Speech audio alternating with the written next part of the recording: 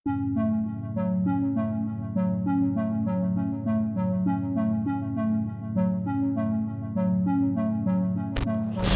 itu direbut oleh pekerja asing. Akhirnya mereka akan menjadi kaya dan kita pula kekal atau menjadi miskin. Itu kebijaksanaan di negara Anda, jangan salahkan warga asing, ya. Karena apa? Yang mengizinkan warga asing masuk beramai-ramai itu bukan kami. Baru-baru ini, ada sebuah komentar dari warganet negara tetangga yang menanggapi postingan salah satu influencer Indonesia. Dia mengatakan bahwa ada 5 juta orang Indonesia yang bekerja di Malaysia, dan mengklaim bahwa Malaysia menjadi miskin karena bertetangga dengan Indonesia. Menurutnya, jika tidak ada faktor tersebut, negaranya sudah maju setingkat Korea dan Jepang. Ini ada komentar dari teman kita di Malaysia. Karena Malaysia miskin, kami miskin karena berjiran dengan Indonesia, ya. 5 juta mau kerja di Malaysia, boleh kerja di Malaysia. Nah begini, ya. Apa yang berlaku di Malaysia, kebijakan yang berlaku di Malaysia termasuk mengimpor pekerja asing, itu di luar kewenangan kami, kakak, ya. Kami warga Indonesia tidak berkuasa untuk menciptakan kebijaksanaan di Malaysia, ya. Jika Anda tak senang hati karena upah minimum, gaji minimum di negara Anda sangat murah karena tekanan dari para pekerja asing, ya. Gaji upah minimum di Malaysia berapa? 1.500 ringgit satu bulan, ya, 5,2 juta rupiah. Dan kalau Anda merasa itu sangat murah dan terlalu rendah, ya, Anda protes kepada politisi di negara Anda, kepada pemerintah di negara Anda, kepada semua MP di negara Anda, ya, anggota parlemen di negara Anda, politisi di negara Anda. Macam mana ini gaji 1.500 ringgit, ya? Gaji minimum nak naikkan 5.000 ringgit, tutup sempadan, tak boleh warga asing masuk Malaysia, ya. Itu kebijaksanaan di negara Anda, jangan salahkan warga asing, ya. Karena apa? Yang mengizinkan warga asing masuk beramai-ramai itu bukan kami, tapi politisi di negara Anda, ya. Dan politisi ini berkongsi dengan para tokoh di negara Anda yang menginginkan tenaga kerja yang murah. Sebab itu mereka berkongsi dan mereka buat kebijaksanaan untuk mendatangkan beramai-ramai pekerja asing, ya, dari Indonesia, dari Bangladesh, dari mana-mana pun, ya. Dan kalau Anda tak senang hati, Anda boleh protes kepada mereka yang membuat kebijaksanaan itu di negara Anda, bukan kepada kami warga asing, ya. Jadi kalau Anda salahkan kami, ya mohon maaf, Anda salah sasaran. Ya, kalau Anda nak marah, Anda marah kepada orang yang mengizinkan itu terjadi di negara Anda, ya. Macam mana itu ratusan ribu jutaan warga Bangladesh boleh masuk beramai-ramai, ya. Semua itu merubah demografi di negara Anda. Itu harus menjadi concern daripada seluruh warga Malaysia, ya. Dan tak boleh salahkan warga asing, kakak, ya. Kami ini bukan yang membuat peraturan di negara Anda, itu politisi negara Anda, ya, elit-elit di negara Anda, bukan kami. Saya paham Anda marah, upah minimum tidak bisa naik mahal-mahal, hanya 1.500 ringgit, stuck di situ, ya. Karena apa? Karena Anda harus bersaing dengan warga negara asing, pekerja-pekerja asing. Dan pekerja asing ini mau dibayar sangat murah, karena bagi kami itu sudah sangat banyak, ya.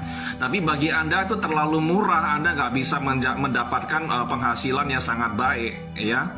Solusinya apa, ya? Tutup sempadan. Kalau Anda mau, ya cakap sama politisi Anda, harus tutup sempadan, tak boleh lagi import pekerja asing, ya. Naikkan gaji minimum jadi 5.000 ringgit supaya warga Malaysia boleh sejahtera, ya. Gajinya besar, boleh belanja macam-macam, boleh bepergian ke luar negeri macam-macam, melancong ke negara orang, ya, seperti macam orang Korea, orang Taiwan, orang Hong Kong, macam itu, ya. Standar hidup boleh naik, Ya, selama negara Anda masih beramai-ramai mendatangkan pekerja asing, ya selama itu pula upah minimum di negara Anda, gaji minimum tidak akan pernah naik, ya, dan memenuhi apa yang Anda harapkan, ya. Dan itu semua kembali kepada Anda, warga Malaysia. Karena apa? Anda yang melakukan pilihan raya di Malaysia, ya. Memilih wakil-wakil Anda, memilih politisi Anda untuk menciptakan kebijaksanaan di negara Anda, bukan masalah kami warga asing, ya. Jadi jangan kambing hitamkan kami warga asing, ya. Anda yang warga Malaysia harus cakap masalah ini dalam ruangan publik, ya. Cakap masalah ini, perdebatkan di antara kalian sebagai warga negara di Malaysia, ya. Dan silahkan cakap kepada politisi-politisi di negara Anda. Macam mana ini masuk terus pekerja asing berjuta-juta, dan itu menekan gaji Anda sebagai warga Malaysia, ya. Dan itu harus menjadi perhatian dari semua warga Malaysia, ya. Kami warga asing tak ikut-ikut, ya. Bukan negara kami itu, ya. Dan kami hanya masuk Malaysia karena kami diizinkan masuk Malaysia, datang sebagai pekerja asing dengan visa, ya. Kalau Anda tak puas hati, silakan lobby politisi Anda, tutup sempadan, macam itu. Seolah-olah Indonesia disalahkan atas kehadiran pekerja Indonesia maupun pekerja asing lainnya yang dianggap sebagai penyebab kemiskinan sebagian warga negara tetangga ini. Padahal, jika kita mengikuti pendapat mantan Perdana Menterinya Mahathir Mohamad, dia pernah mengungkapkan bahwa ada alasan lain mengapa sebagian warga Malaysia miskin. Saya tekankan bahawa dasar kerajaan amat jelas bahawa keutamaan pekerjaan di Malaysia adalah kepada warga negara Malaysia. Tetapi perlu juga saya nyatakan bahawa kehadiran pekerja asing di dalam negara kita berpunca dari sikap kita yang tidak mahu membuat kerja tertentu walaupun kita sebenarnya mampu melakukannya sendiri. Maka peluang itu direbut oleh pekerja asing. Akhirnya mereka akan menjadi kaya dan kita pula kekal atau menjadi miskin. Orang Melayu miskin. Mereka menjual tanah. Kita dapati bahawa walaupun kita mempunyai simpanan tanah simpanan Melayu, tanah simpanan Melayu pun kerap kali dijual juga. Jadi kalau kita terus kegiatan menjual tanah, walaupun Malaysia ini akan dinamakan tanah Melayu, itu bukan official, tetapi sebenarnya dimiliki oleh orang lain, seperti yang berlaku di Singapura. Singapura adalah sebahagian daripada Johor, tetapi kita sudah hilang Singapura sehingga menjadi negara lain, dimiliki oleh orang lain, kerana orang Melayu di situ tak mampu nak kuasai kekayaan di Singapura, nak memiliki tanah pun bukan orang Melayu, sudah dimiliki orang lain. Sebab itu kita perlu ada satu kempen menghalang penjualan tanah khususnya. Korang tengok rakyat Indonesia, Bangladesh, Pakistan dan sebahagian daripada negara Arab lainnya, mereka sanggup keluar mencari rezeki di pelbagai negara. Pergilah ke Eropah, Amerika, Asia Tenggara dan seluruh pelosok dunia. Anda mesti akan melihat mereka ini kan. Mereka ni tak kisah pun apa jenis pekerjaan, sebab walau kerja sebagai seorang buruh, ianya tetap sebuah pekerjaan.